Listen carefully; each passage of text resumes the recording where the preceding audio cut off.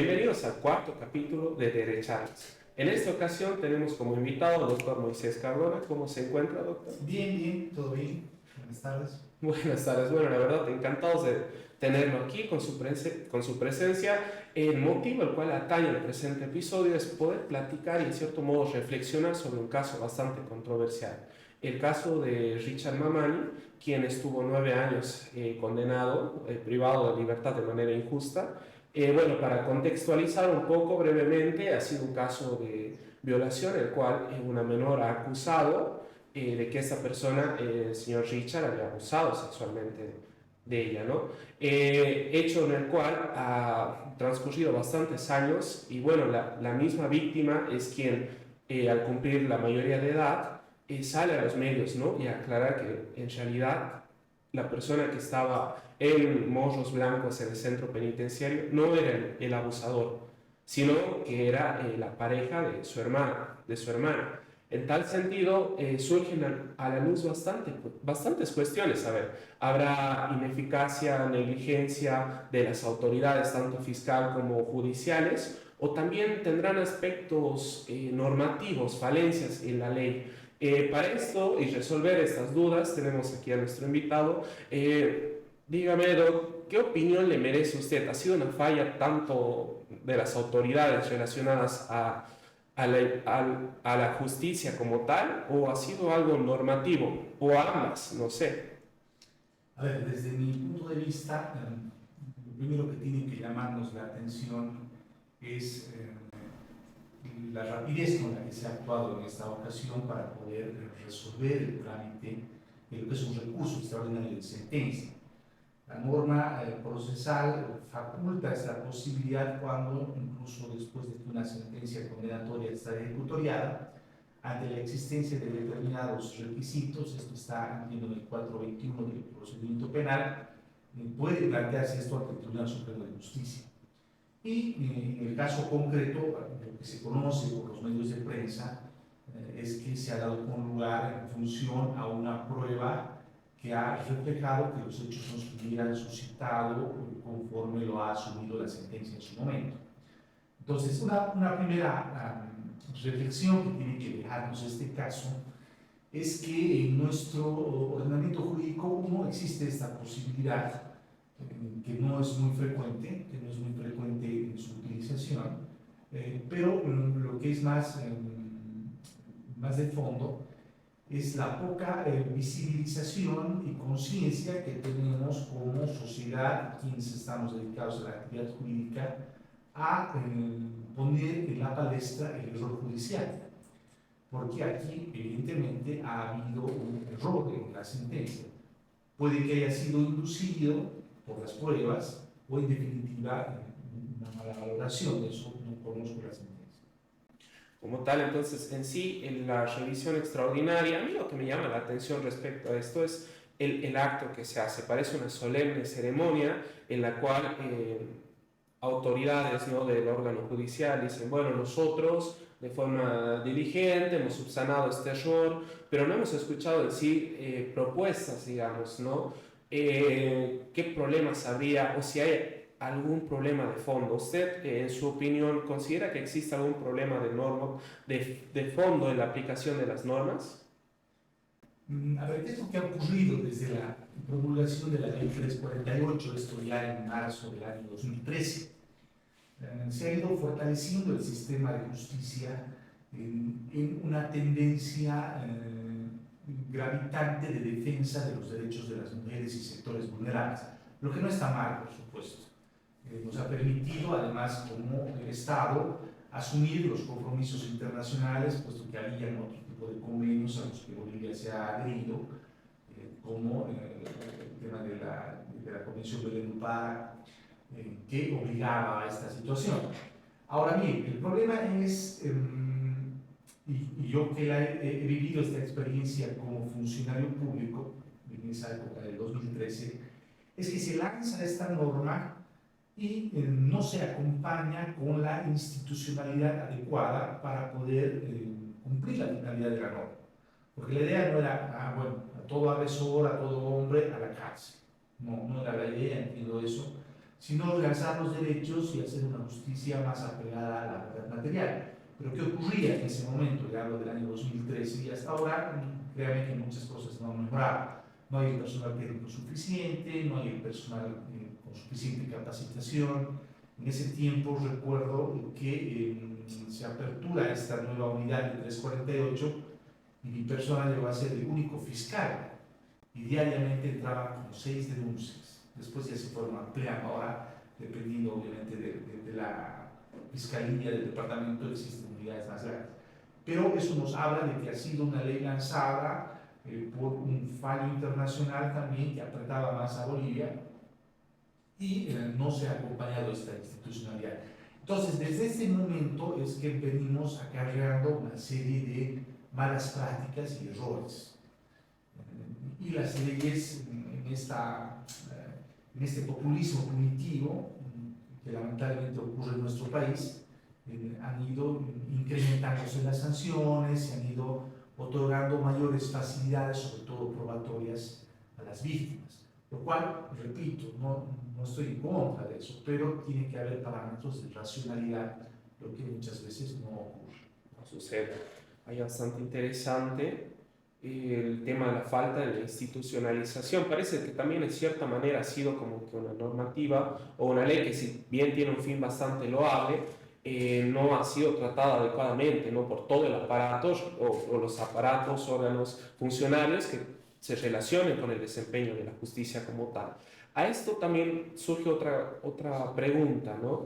Díganos, ¿qué relación encuentran entre la política criminal y este caso en concreto? Lo que ocurre es que, claro, hay que ser autocríticos también, ¿no? Yo formo parte del Ministerio Público, por ejemplo, mucho tiempo, y conozco todas sus virtudes, pero también sus falencias. ¿Qué es lo que acontece en nuestro medio? Que de política criminal no hemos trabajado mucho, porque no existen planes a mediano o corto plazo como para hacer frente a las causas del delito. Porque no se trata aquí de endurecer las penas, por eso hacía referencia a este populismo punitivo, que consiste en lanzar este paquete de normas con penas duras bajo la idea de que eso va a frenar la delincuencia. Eso no ocurre, eso no va a ocurrir. Lo que tiene que haber es algo mucho más profundo que permita advertir, en el caso del género o de la violencia de género, cuáles son las raíces de la violencia de género y atacar a eso. Hasta el día de hoy no existe, por ejemplo, y contrariamente a lo que pregona la ley 348, una política educativa importante en violencia de género. Entonces, si nosotros queremos cambiar nuestra visión de sociedad en este tema en particular, tenemos pues que arrancar con quienes están en sus primeros años de aprendizaje, no queda otra alternativa. Vaya, en sí entonces no se cuenta con una política criminal.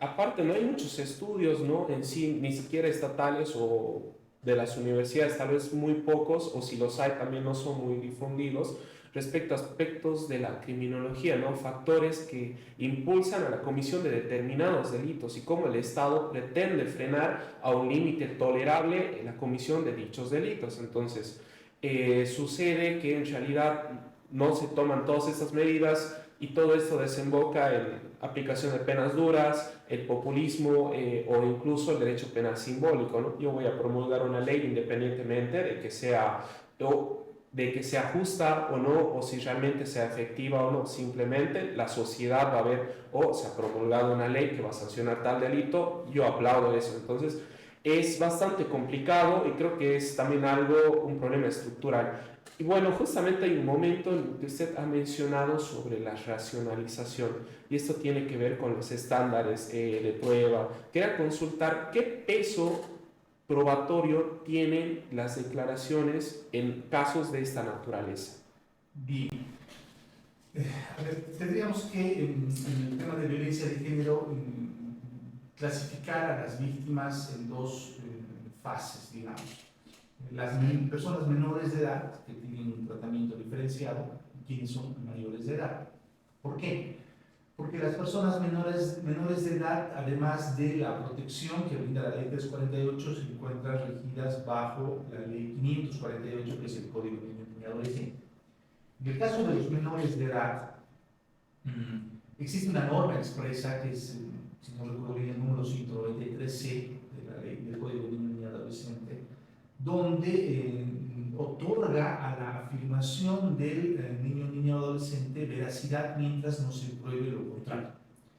Entonces ahí obviamente que existe una inversión de la carga probatoria, lo que se confronta con la presunción de inocencia del artículo 116 de nuestra Constitución Política del Estado.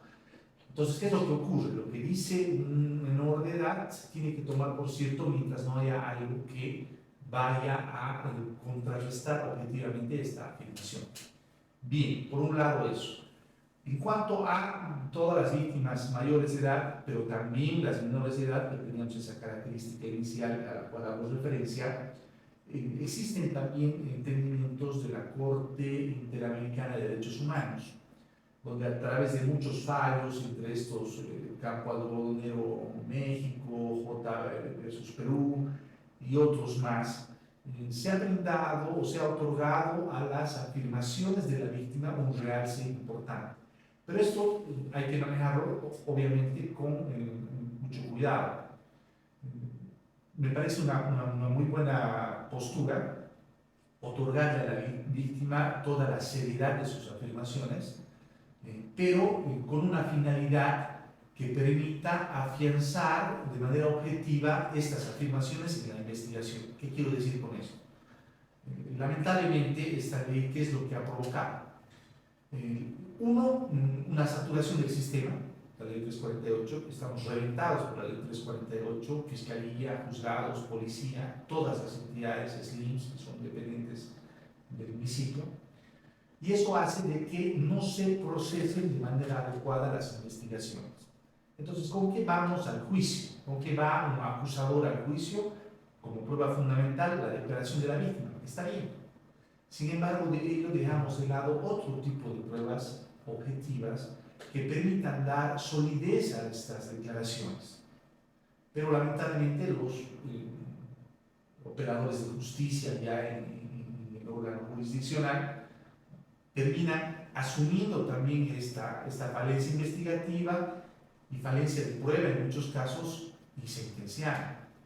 En el caso concreto, por ejemplo, tengo entendido de que la condena de esta persona, que ha estado injustamente privado de libertad 9 años, se basa en las afirmaciones de una menor de edad. No conozco la sentencia ni los hechos con mayor precisión, pero seguramente, porque eso acontece en todos los casos, se le ha dado un realce importante a estas afirmaciones. De acuerdo al 193C que hacemos referencia, al principio de formalidad que está en la 348, a los compromisos internacionales, las sentencias de la Corte Interamericana, etc. Está bien, pero ¿qué es lo que sugiere el estándar probatorio de una condena? Certeza.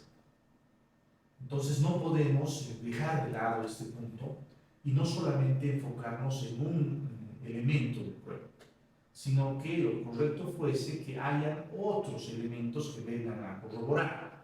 Entonces, de esa manera, obviamente, hasta para quien juzga va a tener la tranquilidad de que el fallo que está emitiendo es el correcto, es el que se apega a la justicia. Claro, juega bastante, un papel bastante importante el tema de la presunción, ¿no? Más que todo también en un caso porque era una menor, entonces habían dos normas, doble protección, digamos, en cierto sentido. Y algo que sale a la luz es que también esto tiene un aspecto político en cierta manera. ¿En qué sentido? Porque el legislador, ¿qué es lo que pretende tutelar? Muy bien, creo que es bastante apreciable, correcto el término que quieran expresar para decir que está bien de tutelar y proteger a los niños, ¿no? Pero, ¿qué ha notado? Bueno, para dar mayor tutela a los niños voy a darles ciertos tratos diferenciados y entre ellos también reconocer la presunción de verdad. En tal sentido, voy a desequilibrar un poco la balanza para que este sector vulnerable, vale decir la niñez, cuente con mayores garantías, ¿no? Por ese lado, pero ¿hasta qué parte estoy dispuesto yo a sacrificar la seguridad jurídica para que cualquier persona tenga un debido proceso con tal de proteger a la niñez? Pongámoslo en una balanza, aquí tengo la niñez y aquí el debido proceso para cualquier ciudadano que no sea niña, niño o adolescente. Entonces, yo voy a preponderar y valorar más la declaración, pero a ese costo voy a bajar un poco el tema de la seguridad jurídica, el debido proceso y estándar probatorio. Entonces, lo que acontece en la legislación y tanto en la práctica como del juzgador como el legislador es eso, dar mayor prioridad a la declaración y reducir un poco este balance. Entonces ya se genera una desigualdad en cierta medida. Lo mismo pasa con el tema de delitos con perspectiva de género. Vamos a romper la balanza para tutelar la llamada discriminación positiva.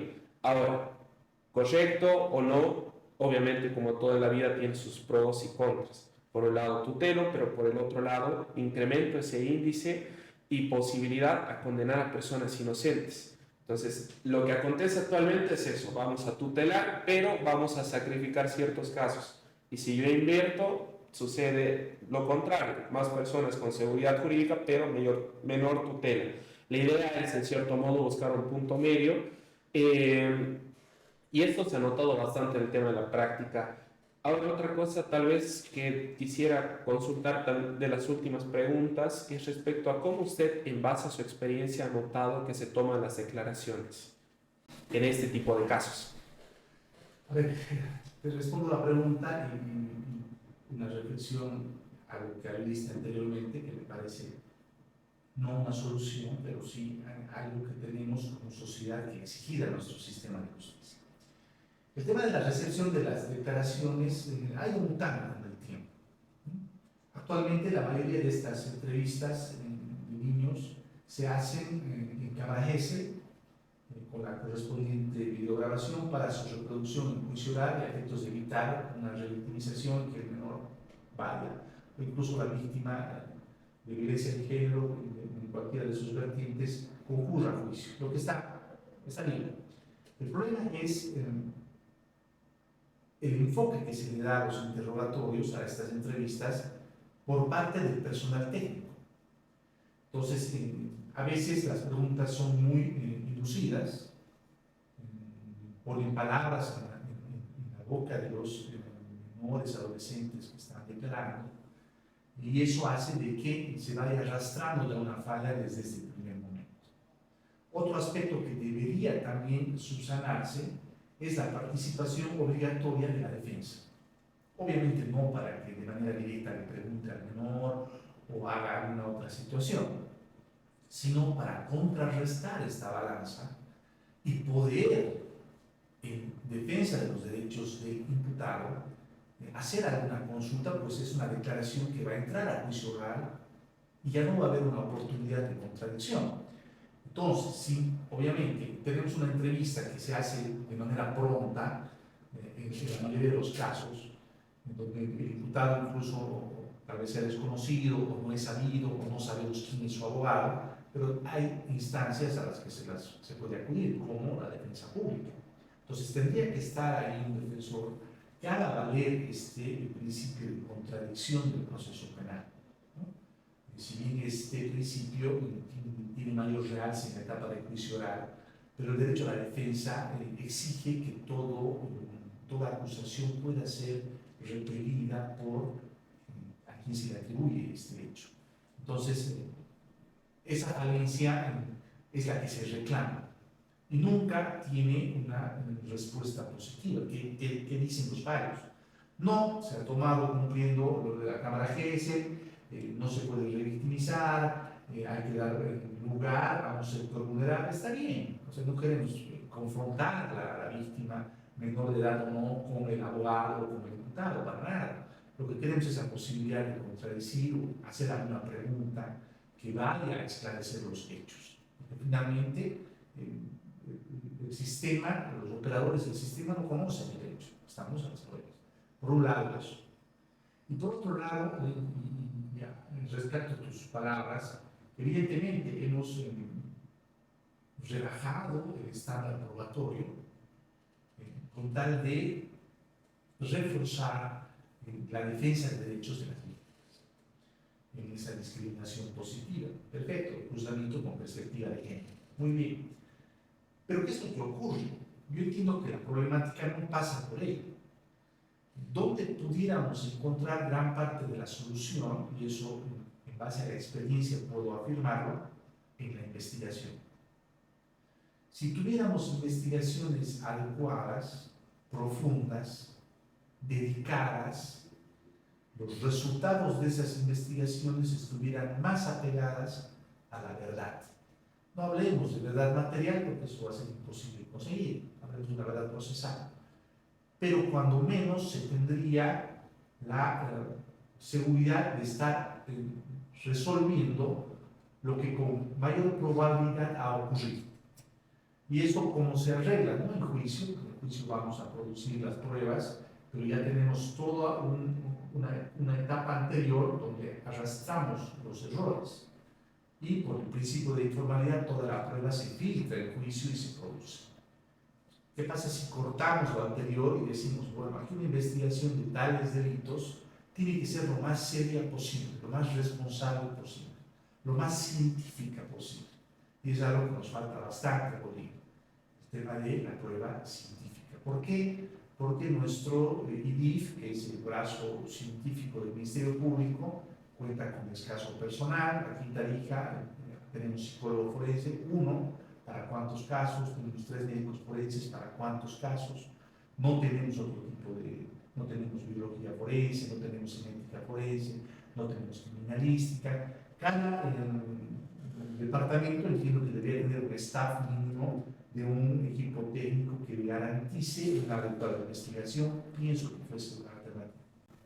Vaya, entonces sobrecarga procesal por un lado, falta de personal, falta de metodología científica, aparte el tema de a veces los oficiales asignados al caso se los cambia cada tanto, entonces es otro gran problema que al final de cuentas no es solo decir que el juez o el fiscal han caído en el error o han aplicado mal una norma o es culpa de personas puntuales, sino es producto de todo un sistema judicial, tanto el policial, la intervención de la fiscalía, falta de recursos. Entonces, es el producto de varias variantes que afectan y atañen y dan ese resultado. Entonces, no es simplemente aspectos de que sea una errónea aplicación de un juez o un fiscal concreto.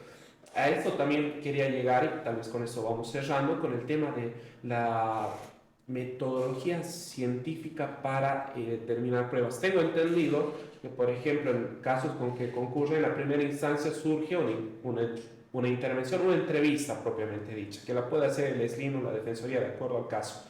Esta suele ser una entrevista semiestructurada y en general no se llega a cuestionar o tocar aspectos de fondo. ¿Dónde se le consulta a la víctima? Dígame qué ha pasado. Y la víctima empieza a relatar, pasó esto. No hay contradicción y del mismo modo a veces no hay una metodología científica detrás. ¿Qué pasa? Que a efectos de evitar la revictimización, esta prueba llega a tener un carácter crucial en todo el proceso y a veces central, porque es la declaración. Entonces, por un lado, no se toman a veces las pericias psicológicas, son meras entrevistas o a veces un informe psicológico, pero no se llega a efectuar como tal una pericia psicológica y en caso de hacerse, también no se llega a verificar, por ejemplo, el tema de la metodología, si es confiable o no esta metodología, qué test ha aplicado, proyectivos o no, si son de vanguardia o no. Entonces son aspectos que al final de cuentas denotan que le damos mucha importancia a la declaración, pero en realidad no nos importa cómo se haga, si realmente, cómo saber si realmente esta persona dice lo cierto o no. Si bien esto es casi un imposible porque llega a la parte de lo intangible de la psique de las personas, pero sí con correcta metodología podemos reducir ese margen, ¿no? de imprevisibilidad o de error, y esa es la idea. Hecho que no acontece porque en realidad como sociedad no nos importa un margen de error, no nos importa si la declaración tiene metodología científica como tal o no. Y ha sido bastante interesante, creo que preocupante porque han salido varios temas, ¿no? Uno sobre el tema del estándar probatorio, la investigación, en sí son bastantes aspectos que denotan que en realidad es el sistema que produce esto y requiere cambios de fondo por ese lado. ¿Hay algún comentario, conclusión o recomendación que quiera dar? A ver, Bueno, yo entiendo que este es un tema muy controversial en el mundo litigante. Quizás los delitos sexuales, donde están involucradas personas menores de edad, obviamente por la magnitud que esto genera, significa también una presión extra para el juzgador, para el Ministerio Público también. Entonces aquí no importa tanto si hay o no pruebas, sino que tiene que haber un responsable. Entonces esa idea hay que eliminarla a partir de brindarle también seguridad al funcionario. ¿Por qué? Porque si el funcionario quiere actuar de manera objetiva, apegado al valor justicia, o lo destituyen o le inician un proceso. Entonces no hay una solvencia brindada por el propio órgano judicial o el Ministerio Público para que los funcionarios actúen de acuerdo a el valor justicia. Entonces quizás también reforzar ese tema, que claro, es entrar a otra problemática que nos tomaría mucho más tiempo. Bastante tiempo. Pero tendría que haber esa garantía. Entonces, ¿qué hago yo como fiscal? Y esto lo digo en la mayoría de los casos, no, yo no me voy a cargar un problema, yo acuso.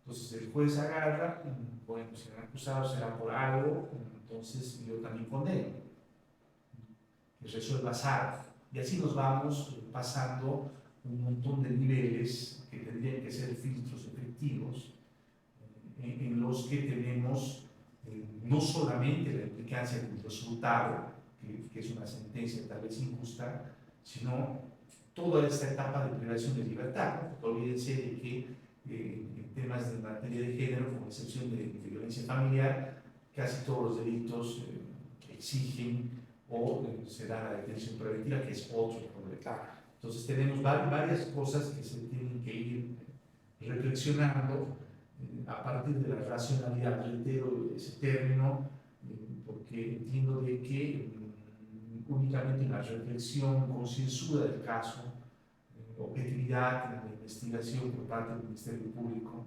permitir al diputado que se defienda, el juez ser realmente un tercero imparcial, vamos a tener sentencias justas. De lo contrario, va a ser difícil. Sí, la influencia de los juicios paralelos, mediáticos, la presión social, al final de cuentas es otro aspecto que igual influye bastante, ¿no?, la toma de decisiones. Y bueno, creo que la situación es bastante crítica, en sí es una injusticia irreparable, considero yo. Aparte, el tema de que refleja en esencia aspectos de fondo, más allá del caso en concreto. Esto es uno de los productos que genera la aplicación de la justicia en nuestro país. Es uno. ¿Cuántos más habrán? Aún no lo sabemos. Y es probable que haya muchos más. Entonces, es un aspecto que habría que analizar tanto como sociedad, tanto el legislativo, todos los juzgadores, el Ministerio Público, porque al final de cuentas implica con la seguridad jurídica que tiene todo ciudadano. Bueno, sin otro asunto más a tratar, la verdad agradecido con nuestro invitado, el doctor Moisés Cardona, y será hasta la próxima. Encantado de participar, estoy a su disposición. Seguramente como este hay muchos otros temas apasionantes para profundizarlos, puede estar presto a cualquier llamada. Perfecto. Gracias. Agradecidos por su presencia. Hasta luego.